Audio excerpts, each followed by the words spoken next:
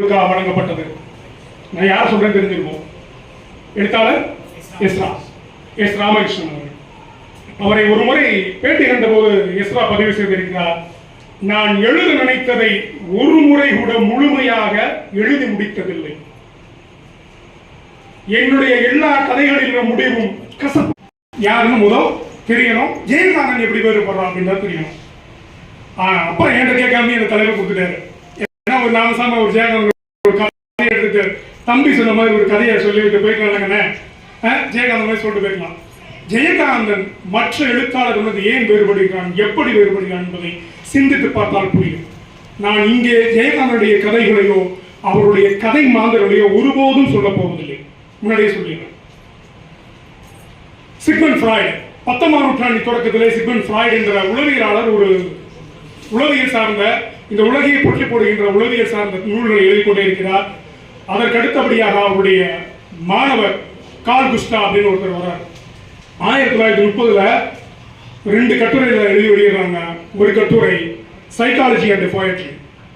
அந்த psychology and போயட்ரியிலே 2 விதமான எழுத்தாளர்களை அடையாளம் காட்டுகிறார் கார்ல் குஸ்டாவ். ஒரு எழுத்தாளர் தன்னுடைய அனுபவத்திலிருந்து தன்னுடைய அந்தரங்கத்திலிருந்து தனக்கு எதெல்லாம் தோன்றுகிறதோ அதையெல்லாம் எழுதி புகழ் பெறக்கூடிய எழுத்தாளர்கள். இன்னொரு எழுத்தாளர்கள் மிக மிக அபாயகரமான எழுத்தாளர்கள். அவர்கள் விசனரி ரைட்டர்ஸ். கடப்பதை, கடந்து போனதை, கடக்கப் போவதை எழுதக்கூடிய எழுத்தாளர்கள். இவர்கள் மிக மிக மிக அபாயகரமான எழுத்தாளர்கள் என்று பதிவு செய்கிறார்கள். எப்படி? இவர்களின் பாடுபொருள் இருக்கிறதே அல்லது பேசுபொருள் இருக்கிறதே, அது ஒவ்வொரு மனிதனின் அந்தரங்கத்திலும் கசடாக கழிந்து உள்ளுக்குள்ளே தங்கி கிடக்கும் இல்லையா, அதையெல்லாம் மேலே கொண்டு வந்து இந்த சமூகத்தின் புறையோடி போன புண்களாக சீல்களாக வழிந்து கொண்டிருக்கிறவற்றை அறுத்து அவர்களுக்கு மருந்து தடவி இந்த சமூகத்தை புனரமைக்கின்ற மாற்றி அமைக்கின்ற வேலையை செய்யக்கூடிய எழுத்தாளர் என்று கார்ல் குஸ்டாவ் சொல்கிறார். அப்படிப்பட்ட ஒரு எழுத்தாளன் நான் சொல்ல வேண்டியது ஜெயகாந்தன்.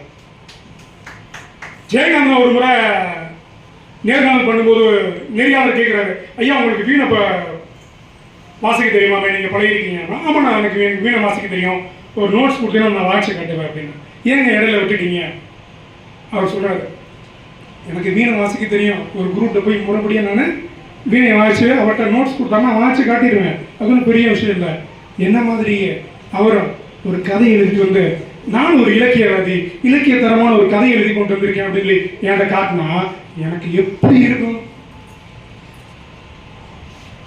அப்ப எழுத்தாளன் கதையை எந்த நோக்கில் எழுதுகிறான்? தன்னை சொல்லிக் கொடுத்த குரு கூட ஒரு கதை எழுதி கொண்டு காட்டினா அவன் ஒப்பிடி பார்க்கிறாரு, அது இலக்கியத்தரம் வாய்ந்ததா இல்ல ஆட்சி பிரச்சனை என்ன பண்றது? அப்ப நான் அதோட நிப்பாட்டிட்டேன், வீணை வாசிக்கிறதா பழகவே நான் நிப்பாட்டிட்டேன் அப்படின்றாங்க. அப்ப எழுத்தாளன் என்பது எப்படி? எழுத்தாளன் என்பவன் சமூக விஞ்ஞானியாக இருக்க வேண்டும். இந்த சமூகத்திற்கு எப்போதெல்லாம் நோய் பிடிக்கிறதோ அப்போதெல்லாம் அந்த நோயை விரட்டி அடிக்கக்கூடிய மருந்தாக தன் கதைகளை எழுதி, தன் கவிதைகளை எழுதி, தன் பிறப்பை சான்றாக காட்ட வேண்டும். அவன்தான் ஜெயகாந்தன் என்ற எழுத்தாளர். அவன் தான் அவர் பார்வையில் எழுத்தாளன் என்பவன் ஏதோ கதையெல்லாம் எல்லோரையும் எழுதி மகிழ்விக்கின்ற சாமானிய கலைஞன் அல்ல.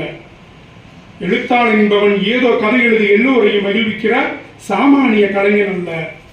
ஒரு சிறப்பான காரியத்திற்காக பலரையும் ஆனந்தப்படுத்தும் ஒரு கதை. ஆனால் ஆனந்தப்படுத்துவது மட்டும் கதையின் நோக்கமாக இருக்கக்கூடாது. அவனை அள்ளற்படுத்த வேண்டும், அவனை அள்ளற்படுத்த வேண்டும். மனசாட்சியை குத்தி கிளறி அவனை சித்திரவதை செய்ய வேண்டும் என்கின்றார் எழுத்தாளர் ஜெயகாந்தன். நீங்கள் எந்த கதையை வேண்டாம் எடுத்துக் கொடுங்கள் ஜெயகாந்தனில், உங்களுடைய மனசாட்சியை அது ஒரு முறையாவது உலுக்கி இருக்கும். எத்தனை பேர் வந்திருக்கோம்? 2ஆம் முறை வாசிக்கின்ற எழுத்தாளர் மிகவும் கொடுத்து வைத்தவர்கள். நின்று கிடந்து உருண்டு தடவி அனுபவிக்கின்ற எழுத்தாளர்கள் இருக்கிறார் இல்லையா, வாசகன். அப்படிப்பட்ட வாசகன் ஜெயகாந்தனுக்கு இன்றைக்கும் உண்டு. ஆனால் அந்த பையன் சொல்லிட்டு போயிட்டான். கதை என்பது நம்ம படிச்ச மட்டும் இருக்கக்கூடாதுங்க, சமூகத்தினுடைய அக்கறையாக அது கதை இருக்க வேண்டும். அதுதான் ஜெயகாந்தனுடைய பார்வை. ஜெயகாந்தன் எல்லா கதைகளையும் எழுதியிருக்கிறார், ஆனால் ஒரு கதையில் கூட தீர்வை சொல்லி இருக்க மாட்டார். காதல் கதை எழுதுனது இல்லை, ஏதோ ஒண்ணு எழுதியிருக்காரு, அதை கேட்டாதான் எழுதியிருக்காரு. ஏன்னா அவர் சொல்றாரு, சமூகத்தினுடைய புறையோடி போன துண்களை சுட்டி காட்டுவது மட்டுமே என்னுடைய தீர்வு. நான் ஒருபோதும் அதற்கான தீர்வுகளை சொல்லவே மாட்டேன். ஏனென்றால் கருதுகோள்கள் நிறைய இருக்கும், தீர்வு ஒன்றுதான் இருக்கும். சமூகத்தின் காயங்களை மட்டுமே சுட்டி காட்டுவது என் வழக்கம் என்று சொல்லிவிட்டார். ஒருபடி சோறு கதை எல்லாருக்கும் தெரியும். அந்த புத்தகம் கதை புத்தகமாக வெளியே வந்துச்சு. ஜெயகாந்த் சும்மா இருப்பாரா? அன்னைக்கு ரொம்ப ஃபேமஸ் திருடன் ஆனந்தபுரம் தான் எழுதுறாரு. பாப்பா ஆசிரியர் பார்த்தீங்கன்னா விந்தன் கடிதம் எழுதி மதிப்புரை வழங்குமாறு அனுப்புறேன்னு அனுப்பிட்டாரு. சும்மாவே ஆனந்தபுரத்தில் புத்தக மதிப்புரை போட மாட்டாங்க. சரி இவரை அனுப்பி பார்ப்போமே அப்படின்னு சொல்லிட்டு குசும்புக்கு அனுப்பி விட்டாரு. அங்கிருந்து மணியனும் சாமியோ வராங்க. இப்போ அவன் கதையை படித்து பார்த்தோம், ரொம்ப நல்லா இருந்துச்சு. எங்கள் ஆனந்தபுரம் ஒரு கதை எழுதி கூட. அப்படியா? அதெல்லாம் என்னால் முடியாது, எனக்கு நேரம் இல்லை. சாப்பாட்டுக்கு வழி இல்லாமல் இருக்காரு ஜெயகாந்தன். விளையாட்டுக்காக சொல்லல, அந்த காலகட்டத்தில் உண்மை வருமானம் இல்லாமல் இருக்காரு. மதுரை, கோயம்புத்தூர், கும்பகோணம் என்று மாறி மாறி ஒவ்வொரு இதழ்களுக்காக எழுதி கொண்டிருக்கிறார். இது பண்ணுறேன்னு அவரே எழுதுறாரு. ஒரு இலக்கியவாதி அனுபவங்களை எழுதுறாரு. பின்னாடி நான் ஏற்றுக்கிட்டேன், கொஞ்ச நேரம் கழிச்சு அவங்க சொல்ல நான் ஏற்றுக்கிட்டேன் அப்படின்றாரு. இது ஒவ்வொரு எழுத்தாளர்களும் உள்ளதுதான். இதுல இருந்து ஜெயகாந்தன் இப்படி ஏற்படுறாருன்னா, ஆனந்த விடல அப்ப அச்சகத்தில் வேலை பார்க்குற எல்லாருமே ஸ்ட்ரைக் பண்றாங்க, ஓவர் டைம் பார்க்க மாட்டோம் அப்படின்னு. இந்த சூழலை நீங்க என்ன பண்ணுவீங்க? கிடைச்ச வாய்ப்பு அவர் எழுதி கொடுத்தா நாங்கள் என்ன பண்ணணும்? படிக்கிறவங்க ஒழுங்காக பதிச்சு கேஸ் கொடுத்து அப்போ டைப் பண்ணி கொடுக்கணும். இப்போ இந்த மாதிரி சூழல்ல அதை கதையாக வச்சு எழுதுறாரு. தலைப்பை பார்த்தீங்கன்னா ஓவர் டைம். தலைப்பு ஓவர் டைம். கதை எழுதி ஆனந்தவனுடைய இதழுக்கு அனுப்புகிறார். படித்து பார்த்தவர்கள் அவர் சொல்லிட்டாரு, நீங்க கண்டிப்பா இந்த கதையை போட மாட்டாங்க, எனக்கு தெரியும், எப்படின்னு கேட்டதுக்காக எழுதி அனுப்புவோமே அப்படின்னு சொல்லிட்டு எழுதி அனுப்பினா வண்ண படங்களுடன் அந்த கதை பதிப்பிக்கப்பட்டது. அதுதான் ஜெயகாந்த். ஏன் உன் பிரஸ்ல ஒரு பிரச்சனை, அந்த பிரச்சனை எழுதி கொடுத்துருக்கேன், எப்படி பிரச்சனை? நீ சமகாலத்தில் இருக்கக்கூடிய பிரச்சனைகளுக்கு சுட்டி காட்டி இருக்கிறாய். அந்த ஓவர் டைம் வேலையை நாங்கள் எப்படி பார்க்குறோம் அப்படின்னு சொல்லி சொன்னதுனால தான் இன்னைக்கு அவன் எப்படி இருக்கான்? உச்சத்தில் இருக்கிறான். அதுதான் கால்குஷா சொன்னான். கடந்தது, கடப்பது, கடக்க போவது. ஞாபகம் வச்சுக்கணும்.